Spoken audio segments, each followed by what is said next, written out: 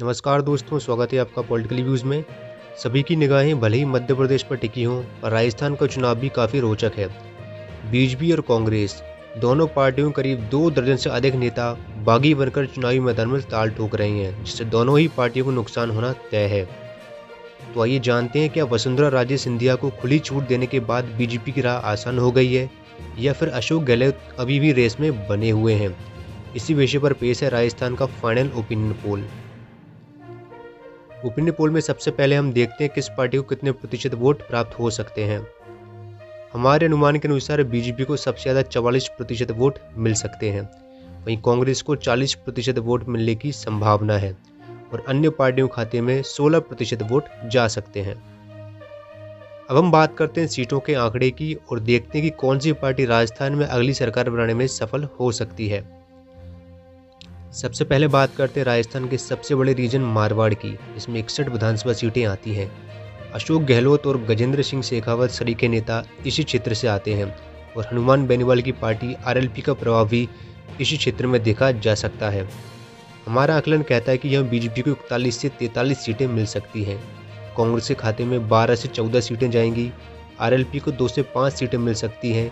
BSP को 0 से 1 और अन्य को 3 से 5 सीटें प्राप्त हो सकती हैं। मारवाड़ के बाद अब बात करते हैं राजस्थान के दूसरे सबसे बड़े रीजन ढूंढार की। इस रीजन में 58 सीटें आती हैं। ये क्षेत्र सचिन पायलट का गढ़ माना जाता है।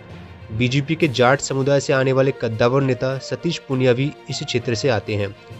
इस रीजन में जाट, गुज्जर और मीना समाज का बोलबाला दिखाई देता है। 2018 में तो सचिन पायलट के नाम पर कांग्रेस ने इस रीजन में बीजेपी का सफाया कर दिया था, परंतु क्या सचिन पायलट की बेइज्जती को देखने के बाद भी गुज्जर समुदाय कांग्रेस का साथ देगा? आइए यही जानते हैं ढूंढार के आंकड़ों में। हमारे अनुसार बीजेपी यहां 32 से 34 सीटें जीत सकती है। कांग्रेस बीजेपी को कड़ी टक्कर देते हुए 24 से 26 सीटें जीतेगी।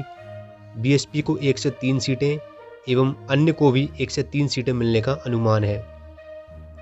ओपिनियन पोल में अब बात करते हैं मेवाड़ रीजन की 43 सीटों की।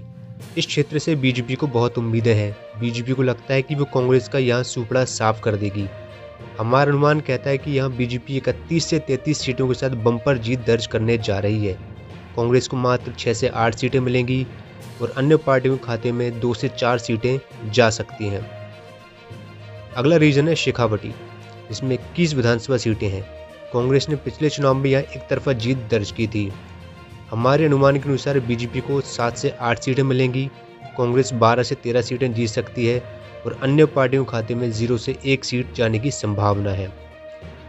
अब अंत में बात करते हैं हड़ौती रीजन के बारे में, जिसमें 17 विधानसभा सीटें आती हैं।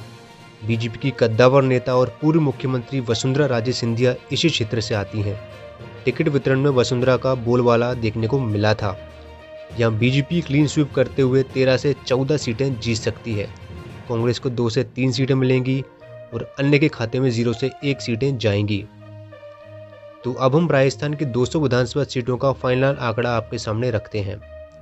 बीजेपी को मिल सकती हैं 124 से 132 सीटें। कांग्रेस के खाते में जा सकती हैं 56 से 64 सीटें। आरएलपी को मिलेंगी 2 से 5 सीटें और अन्य पार्टियां 7 से 18 सीटों पर जीत दर्ज कर सकती हैं। धन्यवाद।